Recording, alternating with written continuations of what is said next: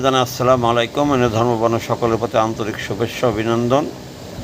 জামাতের নায়েবে আমির সাহেব তিনি বললেন, যারা ডিম মেরেছে তারা দেশকে অসম্মানিত করেছে, এই সংস্কৃতি বন্ধ হওয়া উচিত। আমার বহুদিনকার একটা কথা মনে পড়ে গেল। ভেড়ামারা মিরপুরের এমপি আহসান হাবিব লিখন সাহেব তিনি এক জনসভায় বলেছিলেন যে আমি কাটা ভোটের এমপি হই আর ফাটা ভোটের এমপি হই, আমি এমপি, আমি যদি মারা যাই সংসদে শোক প্রস্তাব আনবে, কিন্তু তুমি আমাকে অপমান করবে না কেন, সম্মান না করে।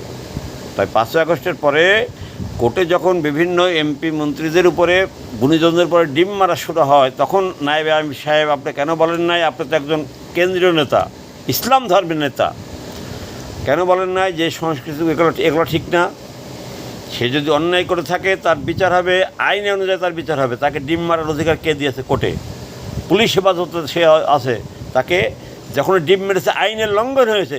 ওই আক্রমণটা পুলিশের পরে হয়েছে, আসামের পরে হয় নাই, কারণ আসামে সে পুলিশ হেফাজতে। ওই আক্রমণটা হয় পুলিশের পরে, দেশের আইনের পরে আক্রমণ হয় ওটা। তো তখন কেন আপনারা বলেন নাই?